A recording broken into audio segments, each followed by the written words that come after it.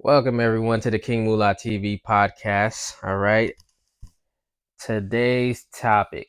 It's part two of interracial or dating outside of your race. Let's just go with that. So I wanted to get into the first episode, the first part. I know I went over some drastic situations, very extremely sensitive situations, and I hope that the families get justice for that. And I don't remember their names quite, but I know it was had something to do with black women who was brutally murdered by some white guy she dated online. And I also wanted to give more perspective and insight onto interracial dating as a whole, as a society, and also how it's like pushed. So this is going to be a three-part thing. So I'm gonna dive into the second part now. All right. So you know what? Let me just start with these weird TikTok interracial couples. Okay, on pretty much it's gonna probably tie into part three as well, but it is what it is. These weird TikTok couples, man. I don't. When I used to see them before, like I had this figured out, but it's been a couple years, and then, like probably what I was gonna say then is probably not gonna be the same what I say now. Not gonna be exactly the same, but I'm pretty sure like it's the same underlying issues. I'm just gonna start off with these weird TikTok uh interracial couples. A lot I've seen where it doesn't really matter if it's a black woman and white man or a white woman and a black man, black woman and well actually it's really between the black woman, black woman, white man and a white and a black man and a white woman.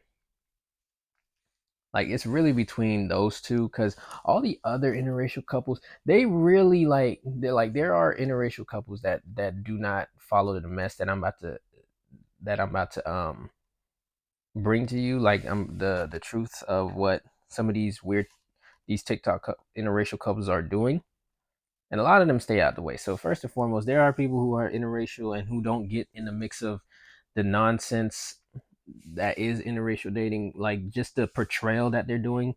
Like they're just living their life. Like they're not trying to prove something to somebody or try to use their past hurt of whoever hurt them in the past racially, and then trying to spin off to the other side just because of that. And that's what a lot of these weird interracial couples are doing.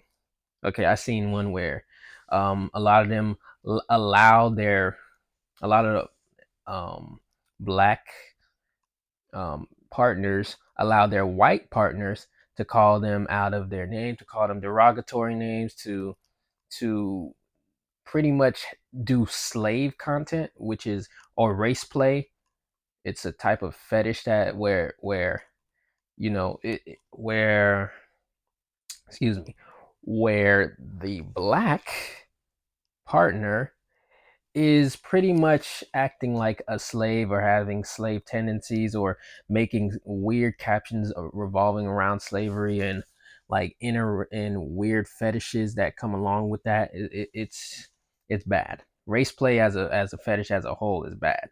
Okay, it is terrible, and the way that they portray it and that like it's nothing, and then they like play around it and dance around it like it's something fun to do is highly strange, and it's unacceptable, to be honest. Because like why are you having like you have no respect for yourself, like no shame, no embarrassment. Like people like that I generally would stay away from because they are weird. Like I know people in interracial relationships and they're fine. They don't do nothing weird. But you got these people on the internet because it is the internet, and these people act like it's nothing, and they don't really study like I do. Well, most people don't study like I do. I study crazy. Okay, I study a lot. But at least most people don't even study a little bit. Not even 10% of what I on what I study. Not even five. I'm being generous with that 10. Not even 5%. Like it's really really low. And there's not that many people who are reading. There's not that many people who are studying the system as a whole, or can even understand or detect the system and what exactly is going on. So I see why there's a lot of this content out there, and there was a lot back then. I don't see it so much now because I don't really pay attention to those anymore, because it's like these people are gonna act the way how they're gonna act, and but doesn't mean that we can't check them, that we can't see this behavior, and then once we see it we don't give it any attention, because that's the best thing to do. Like, I don't want to give it any attention. That's the best thing to do, is to not give it any attention. But since this is a society where it is painted on race heavily, race is heavily implied, and for just reasons, but it's not but specifically talking about TikTok. Oh man, I might be talking about no. Actually, yeah, like I said, the things that I said now is gonna tie into part three. But yeah, the things that we see as a society is heavily racially implied, because this country is pretty practically built on race. So the things that you see on mass media, since social media has taken such a huge leap into our lives, and pretty much in our day to day, yeah, pretty much in our day to day lives, it's being shown and portrayed a lot of negatives and a lot of weird narratives that are being spun, and there's a lot of there's a lot to break down, and I will break it down. But pretty much with these interracial couples on TikTok, or also all these other social medias, because I seen a video, it was on TikTok though, of a woman explaining of an account. Whoa. Sorry about that. I should have put it down. I should have put that volume down. But like weird interracial couples. I am so sorry, y'all.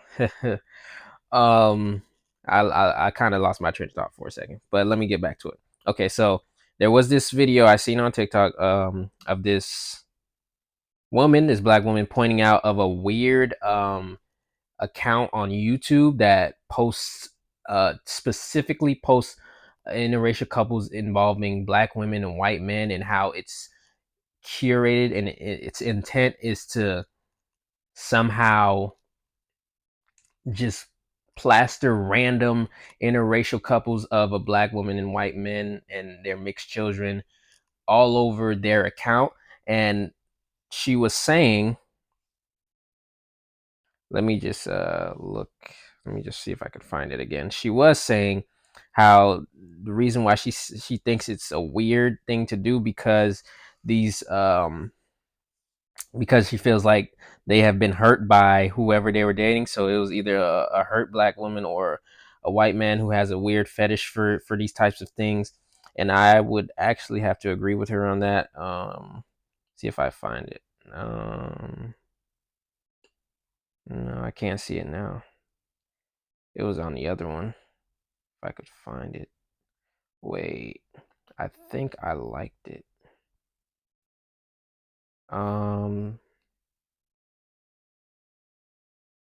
No, it's not on here. Hmm. What the? You see, absolutely. With this nonsense right here, I can't find it, but I found another weird TikTok interracial video. Like they post their intimate moments. This is one of the things that I hate the most, and it's not even only having to do with interracial couples. It's just what couples on the internet do in general, showing their intimate moments, or showing moments that we should not be seeing, like them being half naked with each other. Like, why are you doing that? Or them sharing intimate moments. That is not like, that is, you know, PG. That's not TMI. That's not PDA, public display of affection, because this is a public platform. It's a public display of affection, so it doesn't have to be in real life. It can also be on a digital platform. PDA, TMI, all of that stuff. So we don't need to see all of that. It's just weird. Yeah, these TikTok couples are weird. I can't find it. Yeah, I can't find the video right now. But she was saying something about that. The YouTube video.